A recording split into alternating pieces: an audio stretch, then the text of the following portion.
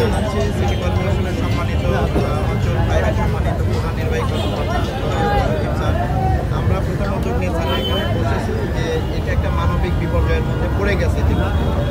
বসবাসের শতভাগ অনুপযোগী বর্তমানে জেনেভাকে। এর উপরে আরও বিস্ফোরা হিসেবে যুক্ত হয়েছে বাইরের মানে সাধারণ বাংলাদেশি নাগরিক। আমাদের হিসাব মতে প্রায় 20 থেকে 25,000 যারা বিভিন্নভাবে ভাড়াটিয়া হিসাবে এখানে আছে। এতে পরিবেশ আরও কয়েক গুণ নষ্ট হচ্ছে। এদের অধিকাংশই হচ্ছে অপরাধের সাথে যুক্ত।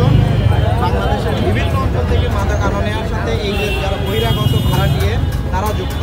এরপরে আরও একটা মানে খুব দুঃখজনক বিষয়, জেনেভা ক্যাম্পের মালিক তো সরকার, তাই না? সরকার মালিক। কিন্তু এরকমও আমরা পেয়েছি যে নোয়াখালী জেনেভা ক্যাম্পের মালিক হচ্ছে অবৈধ ক্যাম্পের মাধ্যমে আরেকজনের থেকে রুম ক্রয় করে, বিল্ডিং ক্রয় করে এইভাবে। এই কারণে আমরা সামষ্টিকগতভাবে চিন্তা করতেছি যে এখানে যারা বহিরাগত আছে, যাদের এখানে থাকার আইনগত নাই, তাদের এখান থেকে আমরা উচ্ছেদ করবো, ঘুরে দেবো। সম্পূর্ণ আইনগত প্রক্রিয়ায় সবার সাথে আলোচনা করে উচ্ছেদ করবো, যাতে প্রাইমারি পর্যায়ে কিছু চাপটা কমানো যায়। এরপরে আমরা যেটা বলেছি যে এখানে এমনিতে রাস্তাগুলো দখল হয়ে গেছে। এরপরে আবার নতুন করে যানবাহন, রিক্সা, ভ্যান, এরপরে হচ্ছে মোটরসাইকেল, যেগুলো এই অপরাধের সাথে যুক্ত, মাদক নিয়ে আসে, মাদক নিতে আসে। এই জন্য আমরা জেনেভা ক্যাম্পের ভেতরে এই যে যানবাহনগুলো চলাচল করেছি পায়ে আনা যাবে, যাতে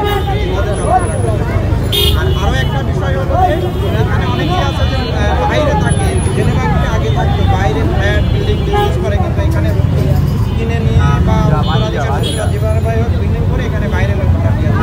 এইগুলো করার জন্য আমরা চিন্তা করবো। আর আপনাদের কিন্তু আরও উদ্যোগ নিয়েছিলাম, কিছু কাজ করতে হবে। এখানে একটা স্কুল আছে, আমরা আপনাদের মাধ্যমেও সমাজের বিত্তবান বা এনজিওদের কাছে জানাচ্ছি আপনারা ভিজিট করুন। যদি এখানে একটা স্কুল আছে, খুবই মানে আপনারা দেখেছেন একদম করুণ অবস্থায়, কোনো টাকা পয়সা নাই, আধুনিক ফ্যাসিলিটি নাই। যদি কেউ দিতে চান আমরা সহযোগিতা করবো। স্কুল আর মেডিকেল ফ্যাসিলিটি একেবারে ভয়াবহ অবস্থা। 10 বছর আগে এই জেনেভা ক্যাম্পে ডেলিভারি করতো, এখন শুধুমাত্র প্রেসক্রিপশন। কেউ হয়তো কেটে ফেটে গেল, জ্বর সর্দি হলো, গেলে ওষুধও দেয় না। 1 লাখ লোকের জন্য ডেডিকেটেড কোনো মেডিকেল ফ্যাসিলিটিস নাই, ডেডিকেটেড স্কুল কলেজ নাই। আমরা স্যারকেও বলেছি, আমরাও চেষ্টা করবো আরও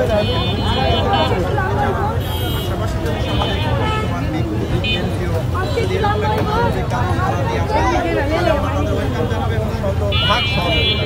আমরা যেটা বোঝাইতে চাচ্ছি যে এখানে অপরাধ আসলে এই সমাজ সৃষ্ট একটা বিষয়। আমি অপরাধীকে ধরতে পারি, মারতে পারি, কাটতে পারি, জেলে পাঠাইতে পারি, কিন্তু তাকে যদি আমি একটি সুন্দর জীবনের ব্যবস্থা দিতে না পারি, মৌলিক অধিকার যেটা আছে সংবিধান কর্তৃক সেগুলো যদি দিতে না পারি, তাহলে আমি কোন মুক্তি করবো অপরাধ? মাইট দেওয়া উচিত। ভাই একটু যাবেন তো।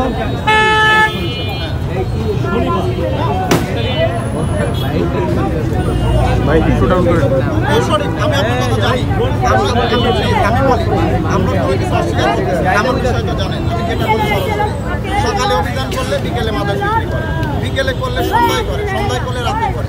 এইখানের হাজার হাজার মানুষ কোনো জীবিকার উপায় না পেয়ে, এই দায়িত্বও আমাদের, আমরা জীবিকা দিতে পারি, কিন্তু আমাদের মেনে নিতে হবে। আমি হোক, আরেকজন হোক, স্যার হোক, অন্য প্রতিষ্ঠান হোক, আমরা তাদের নতুন কোনো জীবিকার সন্ধান দিতে পারি না। ফলে এরা বাধ্য হয়ে পরিবেশের কারণে মাদকের সাথে যুক্ত হয়েছে, মাদক বিক্রি করতেছে, সংসার চালাচ্ছে পেটের দায়ে।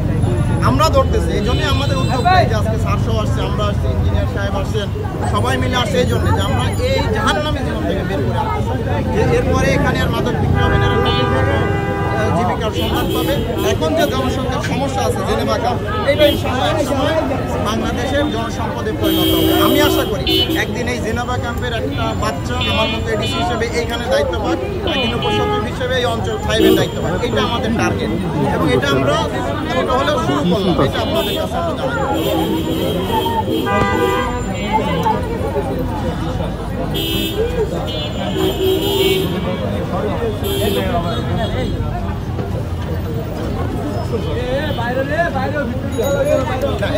আমি আজও বলেছি মোহাম্মদ এটা তো আর অস্বীকার করার সুযোগ নেই। আপনিও জানেন, আমিও জানি, বাংলাদেশের সবচেয়ে অপরাধপ্রবণ এলাকা হচ্ছে মোহাম্মদ। এবং যুগের পর এটা হচ্ছে যে মাফিয়া, সন্ত্রাসী, খুনি, সিরিয়াল কিলার, মাদক ব্যবসায়ীদের আত্মঘর মোহাম্মদ। এবং এটা অতীতকালে দেখছেন যে এখানে মানুষজনের বসতি ছিল কম, গরিব মানুষ, সমাজের ওই বস্তির মানুষ, সাধারণ মানে অশিক্ষিত টোকাই শ্রেণীর লোকজন বসবাস করত। এরাই ধীরে ধীরে অপরাধের সাথে যুক্ত হইত এবং সারা ঢাকা শহরে বাংলাদেশে অপরাধ তৈরি করত, অপরাধ করতো। এখন আমরা তো ভাই একদিনে সব সমাধান করতে পারবো না, তবে আপনাদেরও স্বীকার করতে হবে, যদি স্বীকার না করেন আমি প্রমাণ দিয়ে স্বীকার করাবো যে বিগত যে কোনো দিনের তুলনায় আমরা কিন্তু ব্যাপক পরিশ্রম করতেছি এবং আইন শৃঙ্খলা আগের যে কোনো নিরাপদ। আমার কথা বিশ্বাস না হলে সাধারণ মানুষের কথা জিজ্ঞাসা করেন, আমার কাছে আসেন, পরিসংখ্যান নেন যে আগে কী অবস্থায় ছিল, এখন কী অবস্থায় আছে। মোহাম্মদপুরে নিয়ে আমাদের অবস্থা তো আগের চেয়ে আরও বেশি আমরা সচেতন, এবং এই সচেতন জন্য আমরা জেনেভা ক্যাম্প নিয়ে আরও ছাত্রদেরকে আমরা এখানে যুক্ত করলাম। নতুন এখানে আরও জানেন যে আমরা এখানে জেনেভা ক্যাম্পে আরও বিভিন্ন ফোর্স ডিপ্লয়মেন্ট থাকে 24 আওয়ার্স পরে যাতে করে অপরাধের মাত্রাটা নিয়ন্ত্রণে থাকে। ক্যাম্প সরি জেনেভা ক্যাম্পে আমরা কয়েকটা জায়গায় চেকপোস্ট দিব। আমরা সিটি কর্পোরেশনের সাথে আলোচনা করেছি, আমাদের কর্তৃপক্ষের সাথে আলোচনা করেছি। এখানে চেকপোস্ট থাকবে, এন্ট্রি কিছুটা রেস্ট্রিকশন থাকবে। আমরা বলেছি যে বাইরের লোকজন যারা অবৈধভাবে এখানে থাকে তাদের এখান থেকে চলে যেতে হবে, কারণ এখানে চাপ কমাইছে। পাশাপাশি আমাদের মোড়ে পার্মানেন্ট পুলিশের ব্যবস্থা থাকবে যাতে করে এখানে আইন শৃঙ্খলা নিয়ন্ত্রণে থাকে। কারণ হচ্ছে আগামীতে জাতীয় ইলেকশন হতে যাচ্ছে এবং এই জাতীয় ইলেকশন যাতে এই এলাকায় সুষ্ঠুভাবে নিরাপদ পরিবেশে হয়, এটা আমাদের অন্যতম বেশ প্রায়োরিটি। Thank you.